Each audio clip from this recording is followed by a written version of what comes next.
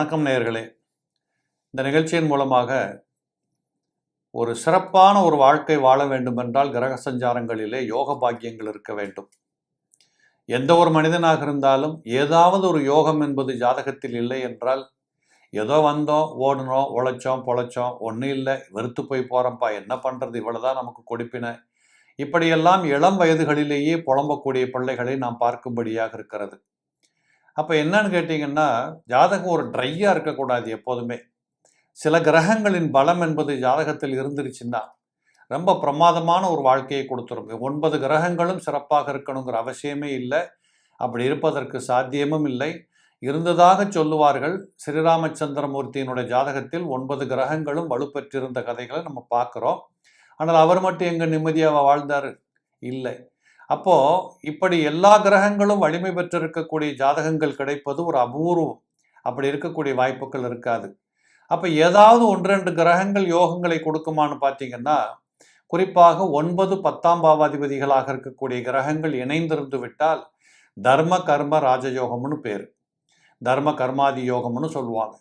அப்போ 9, 10ஆம் இடத்த அதிபதிகள் ஜாதகத்தில் அவ்வளோ முக்கியமானு கேட்டால் நிச்சயமாக முக்கியம். 9ஆம் இடம் என்பது தான் பாக்கியஸ்தானம்னு சொல்லுவோம். ஒரு மனிதன் எவ்வளவு உழைத்தாலும் ஏதாவது ஒரு பக்கம் கொஞ்சம் சேர்த்து வைக்கணும் அப்படிங்கிறது வேணும் அப்படின்னா, அதில் அந்த 9ஆம் இடத்து அதிபதி சரியாக இருந்தால் தான் அவருக்கு சேமிப்பு என்பதே கையில் நிற்கும்.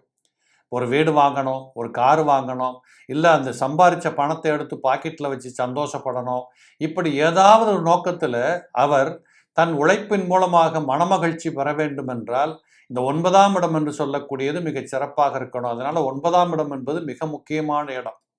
அதுலேயும் திரிகோண ஸ்தானங்கள் என்று எடுத்துக்கொண்டால் 1, 5, 9ன்னு சொல்கிறோம். இந்த 1, 5, 9லேயே அதிக பலம் பெற்ற இடம் என்று எடுத்துக்கொண்டால் 9ஆம் இடம்.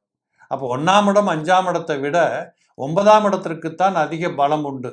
அது காரணம் அதுதானே. சேமிப்பு என்பது எதுவோ அதை வைத்துத்தான் உங்களுடைய மதிப்பும் மரியாதையும். நீங்கள் இந்த உலகத்தில் எங்கே வீடு வச்சுருக்கிறீங்க, என்ன கார் ஓட்டுறீங்க, என்ன தொழில் பண்ணுறீங்க, உங்களுடைய அம்சம் என்ன, இதை வச்சு தானே உங்களுக்கு மதிப்பு கிடைக்கிது. பொருள் சார்ந்த உலகம் தானே. அப்போ இந்த 9ஆம் இடம் என்பது திரிகோணத்திலேயே மிக அதிகபட்ச வலுப்பெற்ற ஒரு இடம். இதே போல் 10ஆம் இடம் என்று எடுத்துக்கொண்டால் கேந்திரம். 1, 4, 7, 10 என்று சொல்லக்கூடிய 4 கேந்திரங்களிலே 10ஆவது கேந்திரம்தான் மிக சிறப்பான ஒரு கேந்திரம். இதிலையும் நல்லா பாருங்கள். 4ஆவது கேந்திரம் என்று எடுத்துக்கொண்டால் சுகத்தை சொல்லலாம். 7ஆவது கேந்திரம் திருமணத்தை பற்றி பேசலாம். 10ஆவது கேந்திரம் தான் தொழிலை பற்றி பேசுறது. என்றைக்குமே ஒரு மனிதனுடைய வாழ்க்கையில் ஜீவனம் என்பது மிகச்சிறப்பு, மிக உன்னதமான ஒரு விஷயம். கையில் காசு இல்லை, தொழில் இல்லை, இந்த 2 இல்லைன்னு என்னத்துக்காகன்றீங்க? அப்போ ஒரு மனிதன் தொழில் பண்ணி ஜெயிக்கணும், உழைச்சி முன்னுக்கு வரணும், உழைப்பதற்கு களம் வேண்டுமென்றால் இதில் 10ஆம் இடம் என்று சொல்லக்கூடியது மிக முக்கியமான கேந்திரம். ஆக இந்த 10ஆவது கேந்திரமாக இருக்கக்கூடிய உழைப்பு தொழில் கேந்திரமும் 9ஆவது ஸ்தானமாக இருக்கக்கூடிய திரிகோணம் ஆஸ்தி பூஸ்திகளை சேர்த்து கொள்ளுகிற பணப்பெட்டிக்கு சமமான இடமும் இந்த இரண்டும் ஒன்று சேர்ந்து இருந்துருச்சுன்னா அதுக்கு பேர் தர்ம கர்மாதிபதி யோகம், தர்ம கர்ம ராஜயோகம் எப்படின்னு சொல்கிறது உண்டு. அப்போ இந்த தர்ம கர்ம ராஜயோகம் என்பது ரொம்ப சிறப்பை கொடுக்கறதுல இன்னும் ஒரு படி மேலே போய் பார்த்தீங்கன்னா, இந்த 9க்கும் 10க்கும் அதிபதிகள் ஒரு இடத்துல இருந்து அவர்கள் எங்கேயாவது உச்சம் பெற்றிருந்தார்கள்னு வச்சுக்கோங்க. 2 பேரும் உச்சம் பெற முடியாது, சாத்தியமே இல்லை.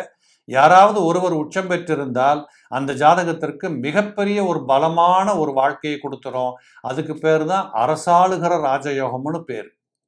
அப்போ பாருங்கள், 9க்கும் 10க்கும் அதிபதிகள் இணைந்திருந்தால் சாதாரணமாக ஒரு ஏழ்மை நிலைகளிலே விளிம்பு நிலைகளிலே இருக்கக்கூடிய ஒரு குடும்பத்தில் பிறந்த பிள்ளை கூட தொழிலதிபராக மாறுவது, ஒரு 100 பேருக்கு வேலை கொடுக்கறது, பெரிய வாகனம், பெரிய வீடுமனை வாசல் அமைத்து கொள்வது, இப்படிப்பட்டது இயல்பாக கிடைக்கும்.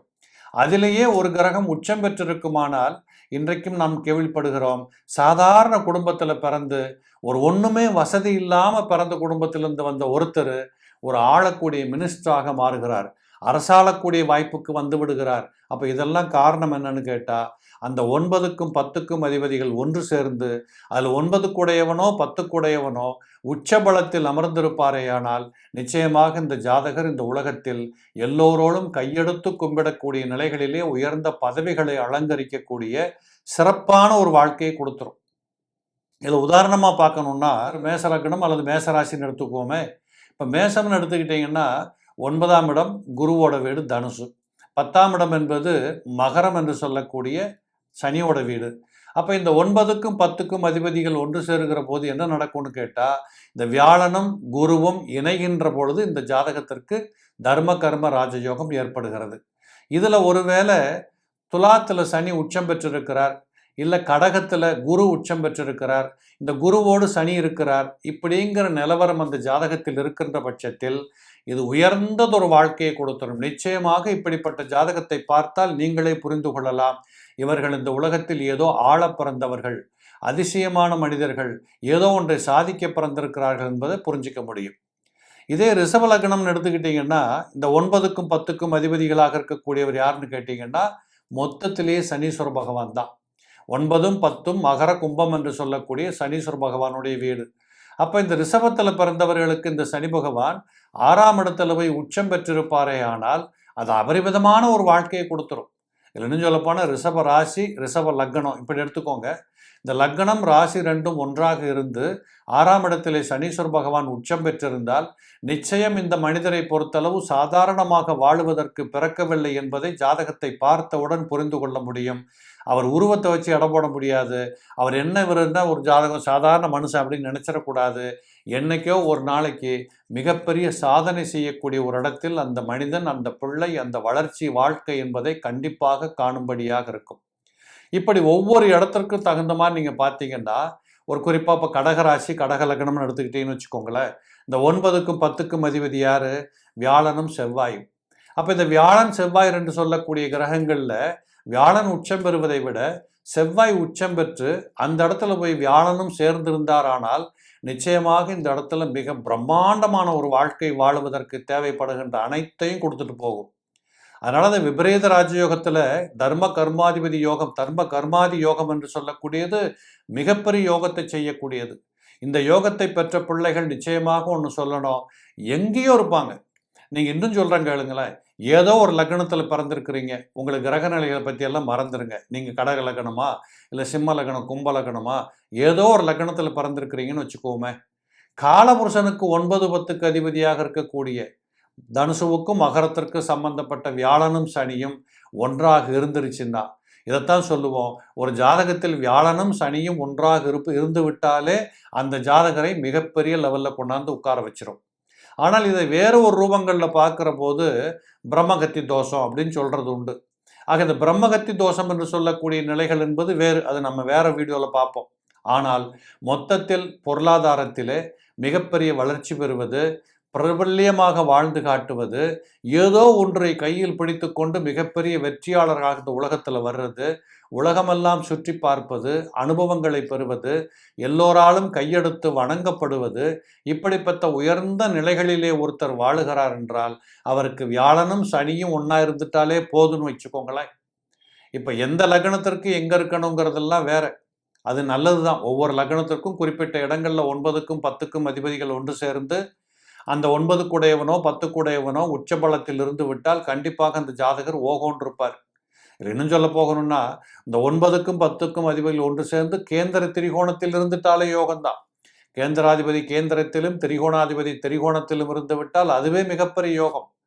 அந்த அடிப்படையில் இவர்கள் 9க்கும் 10க்கும் அதிபதிகள் ஒன்றாக இருப்பது என்பது ஒரு மிகப்பெரிய யோகத்தை செய்து கொடுக்கக்கூடிய வாய்ப்பை கொடுக்கும். இப்படிப்பட்ட ஜாதகர்களாக இருக்கக்கூடியவர்கள் எங்கு பிறந்திருந்தாலும் அவர்கள் வாழ்க்கை என்பது இந்த உலகத்தால் ஏறெடுத்து பார்க்கக்கூடிய, மதிக்கக்கூடிய, ஆச்சரியத்தக்க முறையில் பார்க்கக்கூடிய உயர்வான ஒரு வாழ்க்கை கண்டிப்பாக இவர்களுக்கு கிடைக்கும். நேயர்களே, இதே போல மீண்டும் ஒரு நல்ல செய்தியோடு சந்திப்போம். நன்றி, வணக்கம்.